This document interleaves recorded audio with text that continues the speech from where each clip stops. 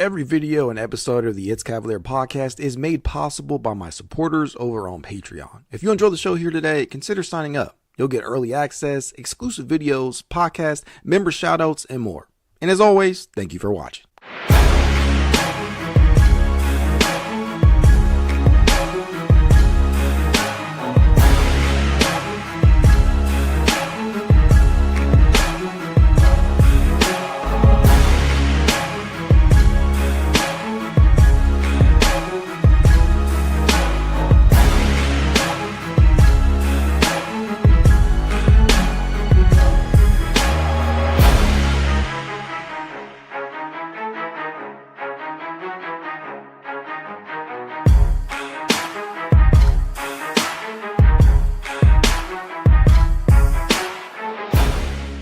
We'll make this statement: we're not reinventing this thing, because I think we've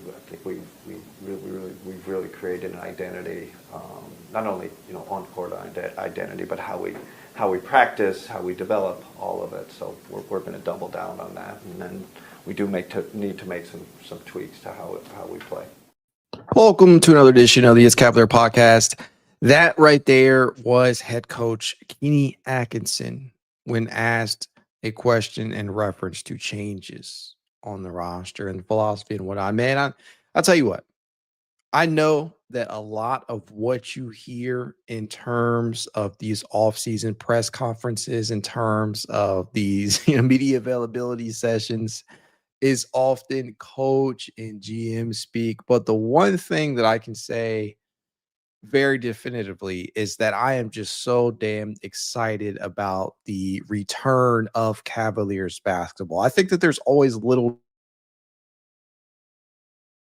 nuggets of truth that you can stumble upon in listening to the GM at times, in listening to the coach at times, especially as it relates to new additions, right? I think that that Koby Atkinson, Koby Altman, all of us, we're all very, very excited, especially as fans, to get to see the likes of Larry Nance Jr. don the wine and gold once more. We're all very excited to see Lonzo Ball put on the Cavs uniform for the very first time. We are very excited to see these things take place. But I think that you can also, when you listen to Kenny speak about these players, he's obviously ecstatic, right? When asked about Lonzo, I think one of the first things that he said was that they hit the ball out of the park with that one. That was one of those acquisitions that made you feel as if he fits. I think that if you watch this team at any capacity last season and you saw how much they struggled from a ball handling perspective, from a size perspective, from a defense perspective in that backcourt, especially against Indiana, one thing became increasingly clear. That was a weakness of this Cavaliers team, right? Of this Cavaliers roster in that backcourt, especially when you don't have Darius Garland available, who he also spoke about at length today too. You needed somebody who could go out there and play hard on both ends, somebody who understands the intricacies of the game, somebody who understands defensive pressure, especially as it relates to ball handling, somebody who can make plays for others, and somebody who can make things really difficult on the defensive end. Those rather are all things that Lonzo Ball brings to the table. Larry Nance Jr. adds as a two-way player as well, especially as it relates to spacing the floor out of the front court. These are big-time additions. And I think in listening to Koby Atkinson speak about them today, it just got me even more hype, even more reinvigorated about what it means to see this team take the next step. I think that when you are a team that is in the position of the Cavaliers, right? You have all of your major stars signed. This new CBA is going to make things really, really difficult to try and improve your roster alongside your core. And I think for Cleveland, they've done a very good job at rounding the roster out around their stars. Now, don't get me wrong, it hasn't been perfect. The tenure that Koby Altman has had has not been without mistakes. That happens. It comes with the territory. But I think that entering the 2025-26 season, one thing is clear. This team has a really, really good chance to compete for a title considering the context of it all, right? Tyrese Halliburton's injury, Jason Tatum's injury, the Knicks kind of influx, Milwaukee making some changes, Orlando making some changes. Is a lot of change when it comes to the rest of the Eastern Conference. But the one thing that is working in the Cavaliers' favor is continuity. And one of the things that was a big sticking point, especially when listening to Koby Altman speak, was that internal growth. And here's what he had to say about that internal growth. I'm almost more excited about our internal growth more than what we've done as a front office, if that makes sense. And so we're going to continue to focus on this group. Look, this group's had enormous success, to your point. And how do we get over that hump? It's going to come from those internal pieces that continue to grow. That is exactly where this team is at. I think with what the Cavaliers could have realistically offered to free agents this offseason, it was always more likely that they, like they have in previous seasons, continue to bank on the eternal development. Guys like Darius Garland, guys like Evan Mobley, guys like Jarrett Allen, Donovan Mitchell to a lesser extent, just because Donovan is likely what he is at this point in his career. But some of these other players, right? I think they said the average age of the starting of the core four is 26.5, right? These guys still have a lot of room left for internal growth. And the number one player that comes to mind for that, obviously, is Evan Mobley. I think the sky is truly the limit in terms of what Mobley can bring to the table. And they spoke a lot about what he brings to the table in terms of leadership, how he's been out there on the forefront this offseason and trying to lead the troops here. I think that speaks volumes about the growth and development that we're all hoping to see out of Evan Mobley, who I think, yes, there is a part of this that you want to see play out on the court. You want to be able to see Evan Mobley say, hey, give me the damn ball, force feed it to him in that mid-range area around the elbows. You want to see all of these things happen on the court. But another part of that leadership is off the court, making sure that you're vocal to your teammates out there, holding people accountable, making sure that guys are working out, stuff like that. That is always nice to hear from a player that, frankly, let's not be coy here. Let's be frank. Evan Mobley has a reputation for being more soft-spoken, not necessarily somebody who is going to verbally lead out there. And for your coach, and again, this is where all the coach speak, all the GM speak stuff starts to come into play. When you start to hear things like that being said from your coach and from your president of basketball operations, the rest of the staff, whatever, what have you, yes, there is an element of coach speak within that. But I think there are little nuggets and kernels of truth that are alongside that as well. I think that it's been pretty visible, at least from the offseason workout videos that we have seen, from some of the clips and montages of Mobley working out. We've seen them more than we have for any other player on the roster. Right. Donovan Mitchell is out there having fun, doing his things, attending various games. Jarrett Allen, we might see a video every now and then. Darius Garland is obviously working his way back, so we're not going to see too much from him.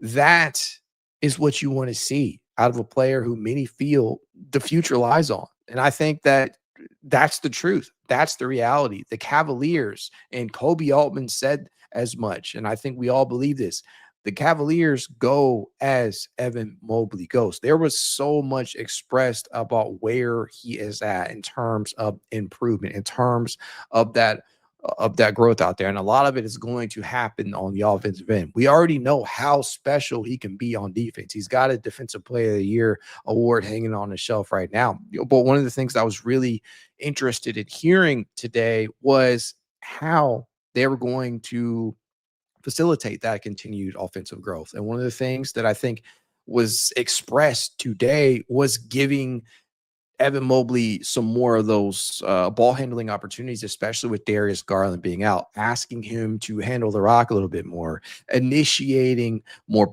out of the elbows, bringing the ball up the floor, being that offensive hub out there of sorts that I think we have all seen him function as from time to time. And I think that is exactly where we want to see Evan Mobley trend towards. Is he gonna turn into Nikola Jokic all of a sudden? No. But what I do believe is that he has so much more to unlock from an offensive standpoint, and you don't do that without having the ball in your hands. It's one thing to become a better floor spacer out there and stretch the floor for the ball handlers and drivers out there, but it's another to be able to create offense for yourself and for others. And I think with Darius Garland being out, as Koby Altman alluded to, this is definitely something, an opportunity that lies before Evan Mobley that he has to be able to take advantage of. And I think that anytime your coach and your GM is talking about him becoming locked into becoming a top 5 player in this league,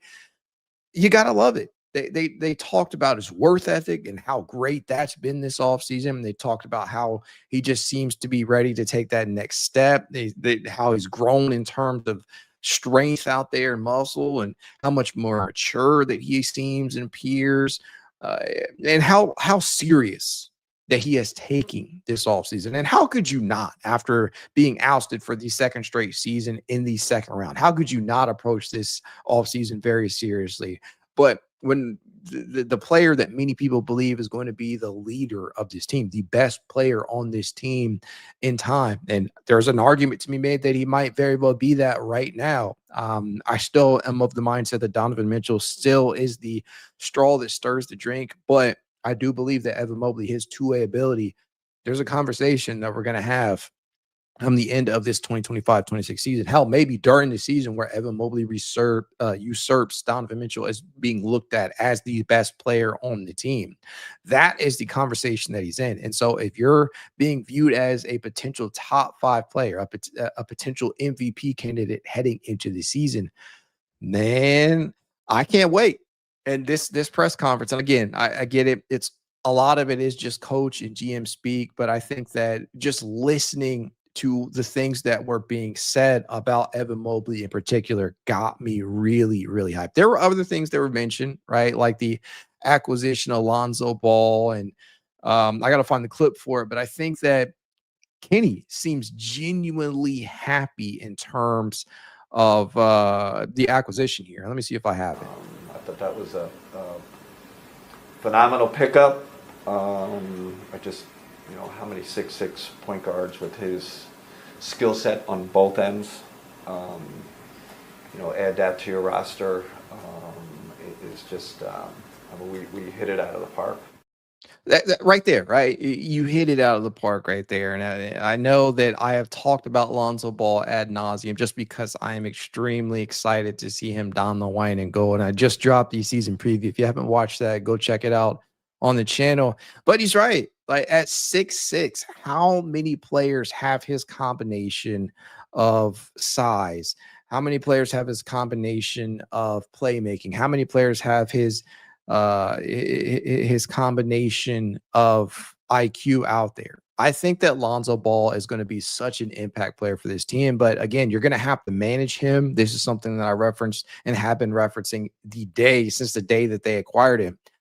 The management for Lonzo Ball is going to be critical, because at this point in time, like while the regular season matters, and again, you guys know I'm a huge proponent of the journey, enjoying the journey, enjoying how you got there and the steps that you have to take to get to be able to get to basketball in June, as was referenced today. You got to be careful. You got to be able to manage guys in very specific ways. And I thought that they did a hell of a job of it last year, even in a season in which they were winning 60-plus games. Their management in terms of minutes out there was phenomenal. But sometimes unfortunate injuries happen. And Lonzo's no stranger to this, obviously suffering the wrist injury last year. But for him, in general, he didn't enter this offseason rehabbing something major, right? Just the wrist injury. And so Kenny already let us know and illuminated us on the fact that Lonzo's, he's been hooping. He's been out there making suggestions out there. I guess apparently he made a suggestion on the offensive and defensive end as it relates to strategy out there. And I think being able to pick the brain of your point guard, of your backup point guard, that's big. You need that out there, especially in that second unit that's going to be without the likes of Ty Jerome.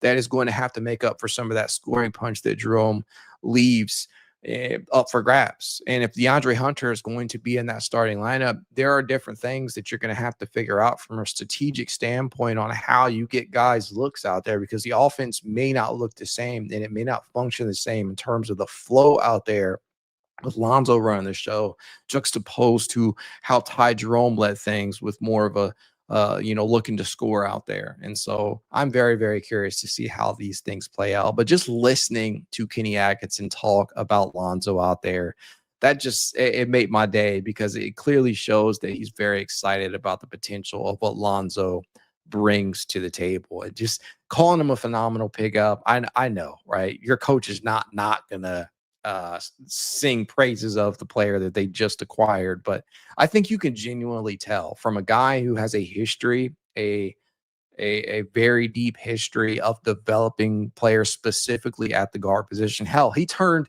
D'Angelo Russell into an all-star in Brooklyn, if you guys remember that. And he has a further track record of doing that. He got Darius Garland back to the all-star game.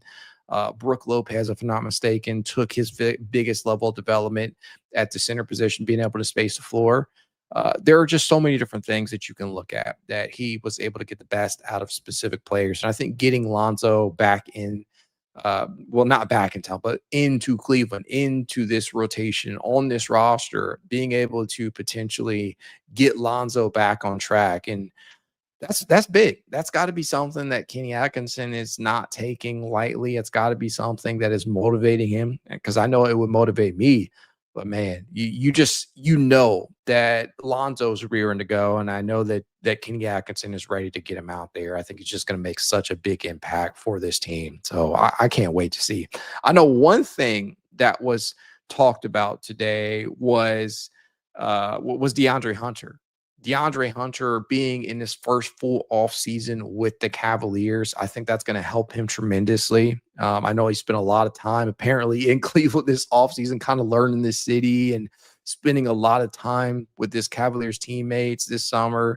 And Kenny Atkinson said that he was going to put his stamp on the season. And I truly do believe that, whether he starts or comes off the bench. Now, again, I believe that DeAndre Hunter is going to be in that starting lineup come the start of the season, but it's kind of hard to predict these things, especially with some of the injuries that have occurred. The loss of Ty Jerome and not necessarily having that scoring punch on the bench, I'm sure that is going to weigh heavily into the decision here. And I know that there was the whole article by Terry Pluto recently of Cleveland.com that kind of indicated that DeAndre Hunter was going to be the starter, barring some change. And that is how I'm viewing things, but I'm not going to just completely believe that until I see it day one, until I see that lineup card.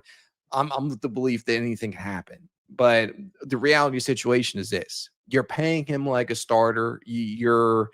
You're down significant starters in Darius Garland and Max Strus. So maybe you just go ahead and throw them out there in that starting lineup and don't look back and just hope that they're able to shore things up in terms of that scoring punch off the bench. And so I know that him being in Cleveland for this full offseason, juxtaposed of having to transition mid-season at the trade deadline and kind of learning things on the fly, I'm sure there's a much different feeling from DeAndre Hunter than when he first arrived here. And so I'm very, very interested in seeing how that is going to play out. I know that Kenny was asked on how that has helped and what they've been working on. And one of the things that was really important to take note of was Kenny mentioning that they're trying to figure things out from a tactical standpoint and on the court standpoint, i.e. where he's comfortable getting his looks at, how he can add offensively. And I'm sure with Darius Garland being out and not necessarily having that additional ball handler beside Donovan Mitchell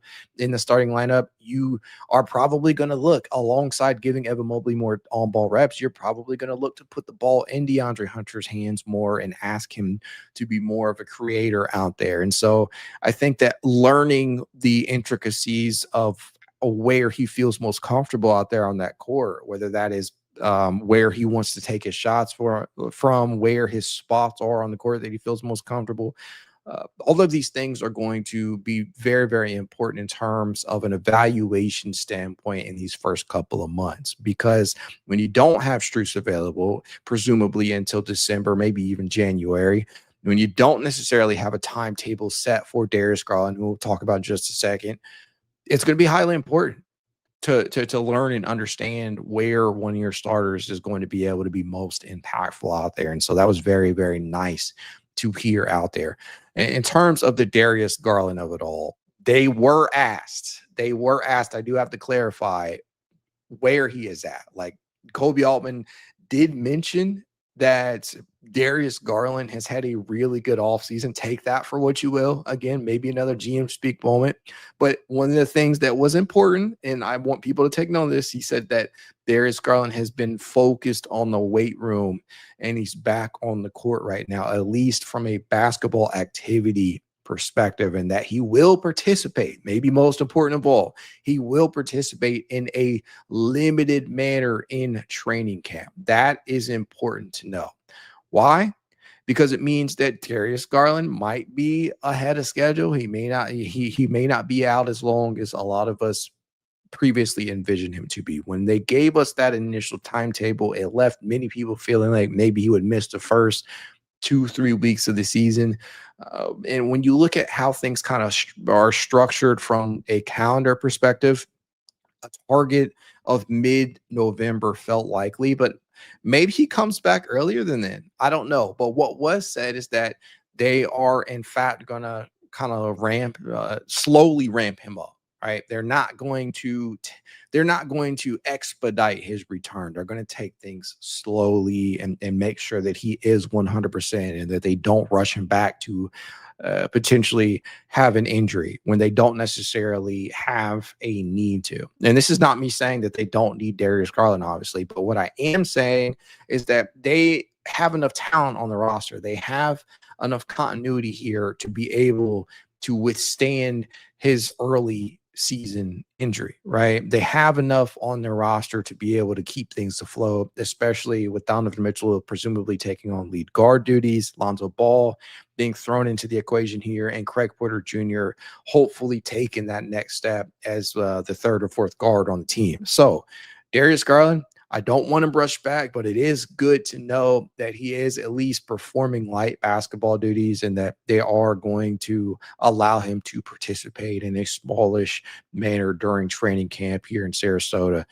So that is a very, very good point of emphasis. The next player, obviously, in line with this that was spoken about was Max Strus. And obviously, during one of these conferences, right, one of these media availability sessions, they're not going to go into detail about the timetable or anything, but they were asked about Max Strus. And obviously, we know he broke his foot and that the timetable that was initially set was around 3 to 4 months.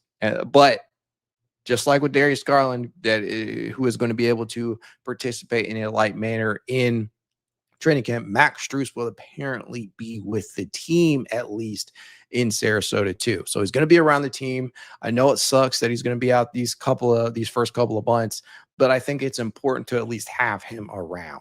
You don't want him to be alienated. You don't want him to not be around. So I honestly, especially after listening to this, I feel like it's going to be really, really reminiscent and similar to last season where Strus was gone for at least until December. I think it was mid-December that he came back, or late December where we first saw him against the Milwaukee Bucks. So I think that's probably where we're going to be at. Hopefully it doesn't extend further than that, but what is also good about this and what could be a potential blessing in disguise is the fact that you get to evaluate some of these younger players on the roster. And I know that Kenny Atkinson himself had mentioned in an unrelated question, that a big part of being able to keep these guys upright and healthy is learning to lean on that younger talent, right? Guys like Luke Travers, guys like Jalen Tyson, guys like Craig Porter Jr., being able to lean on that younger talent and not having to grind your everyday rotation players into the ground. That is going to be important in being able to establish health for the entirety of the roster and making sure that essentially everybody eats. And this kind of falls in line with the Strus and the Garland injuries, because since those minutes have been freed, you're going to be able to afford to hand some of these guys who are on the back end of that rotation or on the roster more minutes than you would have previously been able to afford them. Now, this is maybe especially important for a player like Craig Porter Jr., who prior to the DG injury, prior to the Strus injury, may not have had a direct line or path rather to game like everyday minutes. And that was especially apparent after the acquisition of Lonzo Ball, who is going to be like a direct competitor for minutes for him. It's tough. It's tough prior to those, but now that those injuries are going to be, keeping those guys out, the surgeries that they had that are going to keep those guys out, a player like Craig Porter Jr. could absolutely creep into the back end of the rotation. Just dropped the season preview for him as well. Feel free to check it out. But that is the potential blessing in disguise, and having Strus and DG miss that time. But it was a little bit illuminating to listen, at least at some capacity, to hear them reference the timetables for those two and how they're progressing and what the plan of attack is for them. And I know for Darius in particular, I think one of the things that was mentioned is like, okay, maybe Darius kind of takes the same type of trajectory in essence, at least from a health standpoint, that a player like Steph did, and being able to add on that additional strength and muscle out there so that he can withstand the nightly beatings that he might take by driving inside, right? And we know Darius for years in, for year in and year out, Darius Garland has been somebody that has been whacked on the head. It feels like Darius Garland's been hit on the head a few times each season, and you can pencil that in as a bet. That is what it just felt like watching Darius Garland these last couple of seasons. It just feels like a sure bet that Darius Garland is going to get hit across the head or poked in the eye, or something's going to happen to him. There has been many facial injuries over his last couple of seasons that have caused him to miss time. And so being able, I know you can't necessarily plan for that, but at the very least, if you're able to add on that additional weight and strength to your frame, you might be able to become more durable. And I know that Steph knows all about that. So I don't know. That was definitely something that was important to me. I know that they were also asked about expectations on the season and feeling the pressure of knowing that this could potentially be their best opportunity considering the context of the rest of the Eastern Conference. And I know that one thing that kind of stuck out that when that was referenced was that Koby Altman himself said he doesn't necessarily view this as the quote unquote best opportunity because he wants multiple bites at the apple. I'm quoting him, maybe paraphrasing a little bit, but I think that is also somewhat true to a degree. I think honestly, there's truth on both sides. Obviously, from a fan perspective, I think that this is the Cavaliers' best true opportunity to get a title with what has happened to Indiana, with what has happened to Boston, and sort of what looks to be a gap year over there, and some of the shuffling that they've done in Milwaukee and New York, adding and and trying to transition in terms of the coach. So there is continuity on the Cavaliers side. And I think that objectively speaking, a lot of people would probably tell you that Cleveland, this is their best chance. Like, this is their best opportunity. Even if you don't believe that they're the best team in the Eastern Conference, they certainly have maybe the most talent on the roster in the Eastern Conference at the end of the day. And I think that type of stuff matters. And while I don't necessarily believe that, Koby Altman, this could be his final season in Cleveland, if things don't work out, I also think there's some truth to the idea that if they don't win a title this year, they'll have other chances. That is where I'm at right now. But I think that I think there's a ton of pressure on this team. And I think that there should be a ton of pressure on this team in terms of at least getting out of the second round. If they end up losing in the second round again, there's going to be a lot of change in Cleveland. I think you look at some of the players in that core four that could be shipped off. You look at some of the members of that coaching staff and or the front office brass. There could be a lot of changes coming if things end up flaming out like they did the last 2 seasons. But what I will say is that there's enough talent on this team to get multiple cracks at winning an NBA title. And now, obviously, I think a lot of that has to do with Evan Mobley, has to do with Darius Garland and Donovan Mitchell, and what ends up happening in the future between Jarrett Allen and Evan Mobley in that front court. But I think that this is their best pure opportunity. And I think that there is a lot of pressure that they are going to face. But the problem here is that they have to be able to put that pressure into good use and not crack under the weight of this. Now, one thing that I thought is incredibly important to mention here that Koby Altman did say was that they want to make sure that they are not taking this run for granted and that they are not taking this group for granted, because with the competition in the NBA, the new CBA that everybody's trying to work around and some places circumvent, i.e. the Clippers,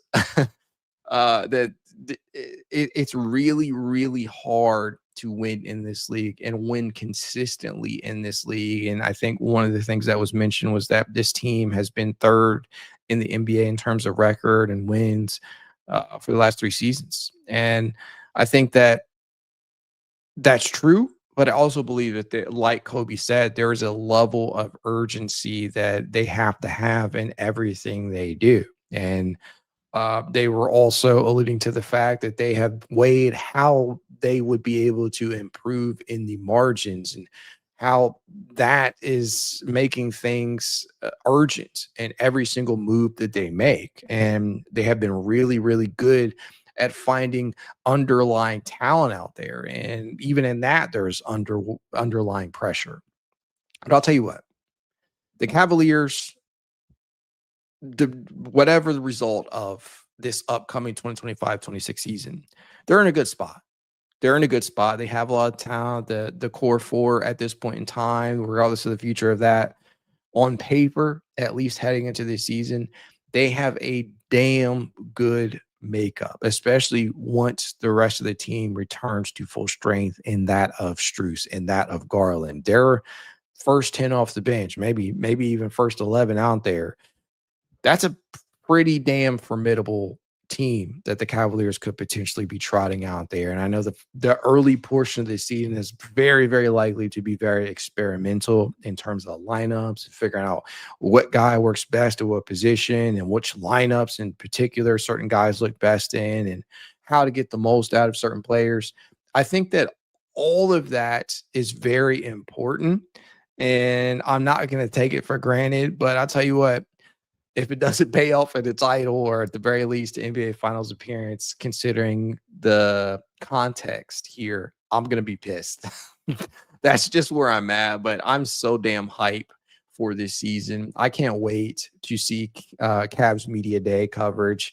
One day, I do hope to be there. Even listening to some of the questions that were being asked there, even seeing some of the faces that were there, I hope to be there one day. Not necessarily something that I've thought about immensely in previous times, but this is definitely something that I would love to do at least one point in my life, is to, go up there and ask at least one question during one of these media events, one of these sessions. Maybe I'll try and work that out with somebody.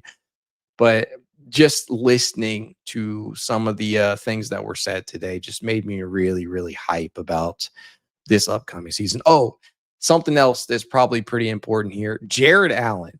They were asked a question about Jarrett Allen, and one of the biggest things that stuck out to me was that Kenny Atkinson went out of his way to say that he didn't feel like Jarrett Allen deserves a lot of the criticism that he's gotten. That the word that he used to describe the criticism was unfair.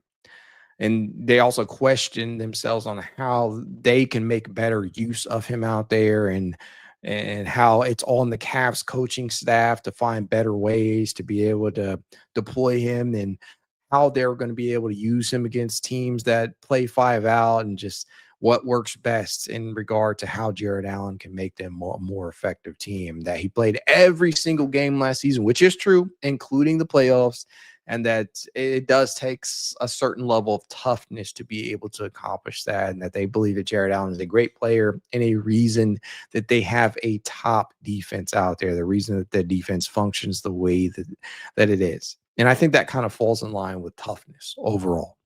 I think that after watching the team struggle last year against Indiana, the number one thing that was on everybody's minds, especially during the series, was how do you get tougher?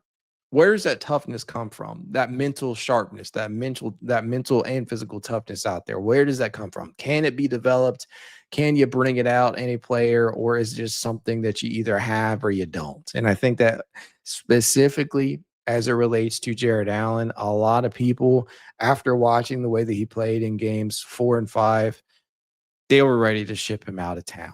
So whatever way you feel about Jarrett Allen, that's up to you. That's your own opinion. The one thing that I can say is that I think that what Jarrett has shown us is that when he is involved, he is more impactful. I think that there are obviously a lot of games where Jarrett Allen isn't as involved and he still remains impactful.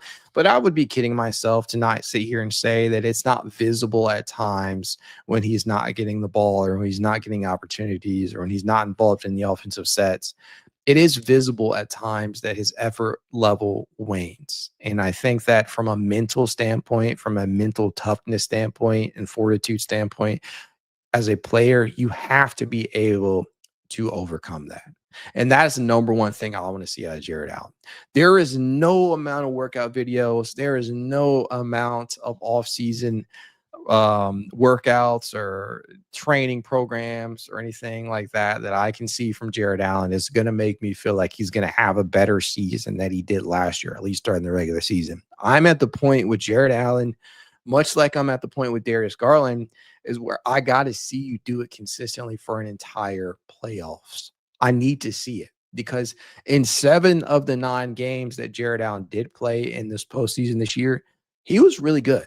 The percentages, the stats, all of that paint really good portrait of Jarrett Allen in those 7 games.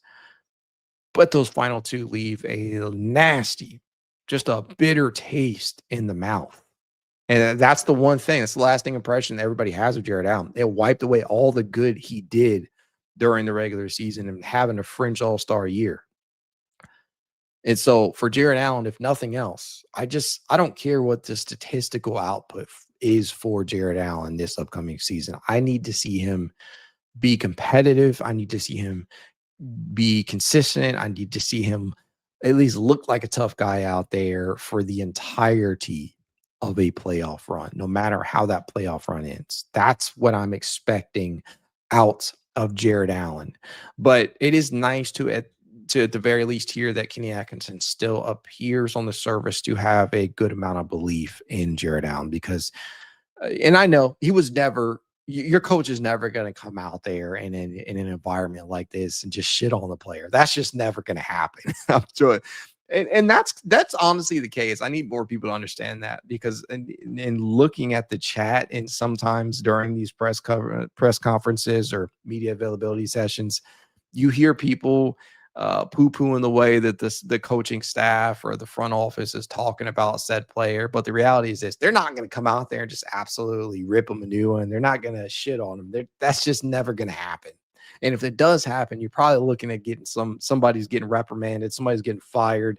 It's going to be handled a specific way. And so that's what I mean when I'm talking about coach speak, GM speak out there.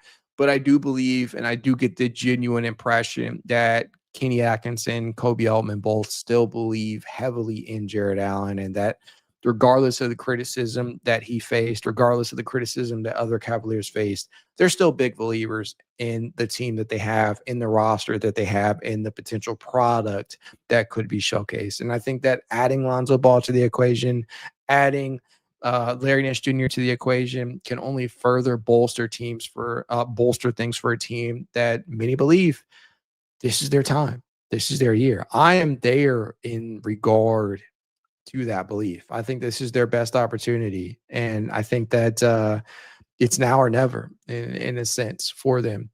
Now, what I will say is that one of the decisions that was made during this offseason that did not sit well with a lot of people was the decision to let Ty Jerome walk and re-sign Sam Merrill. And so when it comes to Sam Merrill, I believe he's underrated. I think a lot of people don't understand how impactful he can be out there, regardless of the three-point percentage. I think that Sam Merrill is a guy who brings a lot more to the table than meets the eye. And I know Kenny Atkinson is a big-time fan of Sam, sometimes to a fault, plays him probably too much at the three. Thank goodness the team has DeAndre Hunter now. Thank goodness they have Lonzo and Jalen Tyson and a number of other players that could potentially take those small forward minutes away from Sam Merrill.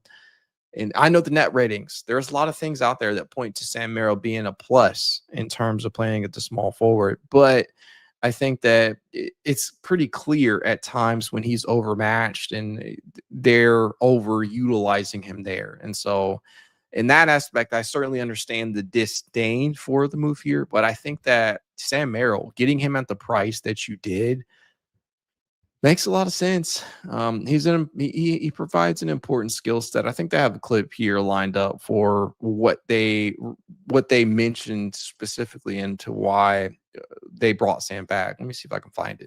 But if you watch him this offseason, but the movement shooting, the competitiveness, the toughness of Sam, he's such a cultural piece. Drafted 60th overall, goes to the G League. We pick him up as a unsigned free agent. He hits 10 threes, and then John Nichols was like, we probably need to sign him to a two-way just to keep him off the streets, And so we did that, and now he's grown through our system, and he's a mainstay in the rotation. And so that's a success story, right, of finding these undervalued talents and then growing them and then handing them off to a head coach that believes in them. Listen, all of the things that were mentioned by Koby Altman there are absolutely true, right? Even if you don't see it on the stat sheet, this is a player who's never likely going to blow your mind away in regard to what he does from a statistical standpoint. He averaged 7.2 points, 2.2 rebounds, 1.5 assists, shot 40.6% from the field, including 37.2% from three-point distance last season. That was the season from a statistical standpoint that Sam Merrill had. He's never going to be a guy who goes out there and puts up, 15 to 20 points in a season. He'll have that happen a few times a year where he just goes completely ballistic from three-point distance. We saw it last year and we saw it in the year prior. We know how impactful he can be once he heats up, but it's some of these other intangibles that he brings to the table that are infectious and are a huge reason why he receives a ton of minutes out there in Kenny Atkinson's rotation. Now, the question here is, once Max Strus returns, once Lonzo Ball is brought up to full speed, once DeAndre Hunter's role is ironed out, and Jalen Tyson and Larry Nance Jr.'s roles are ironed out, how much does that leave Sam Merrill with? Because obviously, once Darius Garland returns to full strength, obviously, once Max Strus returns to full strength, somebody's going to be the odd man out here.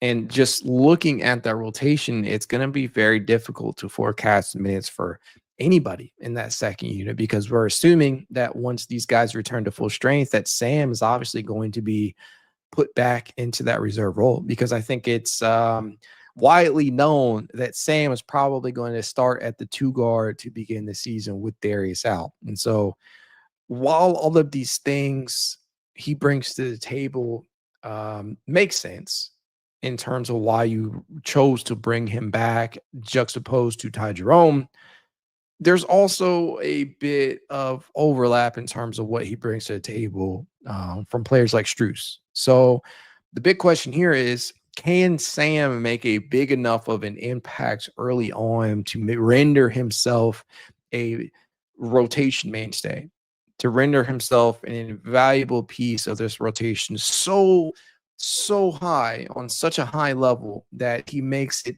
extremely tough for Kenny Atkinson to pull him through a rotation. But I'll say this. I'm a big believer in Sam Merrill. I've always been a big believer in Sam Merrill, regardless of the lackluster shooting at times, regardless of the fact that many people believe that he's undersized where he plays oftentimes, regardless of the fact that they chose him essentially instead of Ty Jerome. I still am a huge believer in Sam Merrill and Kenny Atkinson in year 2. I'm hoping that he finds even more creative ways to work him into the rotation, even once everybody becomes healthy. But I'll tell you what, man, I could not be more excited for this season to start. I'll be waiting with bated breath in regard to some of the news that we get for the timetables of players like Darius, Garland, and Max Strus. I cannot wait for Cavs Media Day to see Larry Nance Jr., Alonzo Ball in those jerseys for the first time. And ultimately, I can't wait to see what the Cavaliers do with those final roster spots. Maybe we'll have an answer in the next couple of days, because we've seen, like, there's still some names on the market. And I know that, Fred VanVleet over in Houston got injured. That might take away from some of the available options in free agency. I know that Golden State is waiting out this Jonathan Kuminga situation. So players like Al Horford are probably going to be off the board. But I remain highly interested in seeing how Koby Altman and company, Mike Gansey and company round out the rest of this roster, the rest of this rotation. Like I always tell you guys, if you'd like to reach out to me, you know I can. It's Cavalier_pod on Twitter, TikTok, Instagram, YouTube, and more. If you want to be added to the It's Cavalier Discord chat, you know what to do. Leave a rating, leave a review, send a screenshot of said review to itscavalier53@gmail.com, and I will send you said invite. If you want to contribute to the pod in a small but helpful way, consider becoming a member over on Patreon or YouTube. You can do so for as little as $1 a month. And even if you don't, I'll still be here making the content because I love this team. And I know you guys do too. Go Cavs.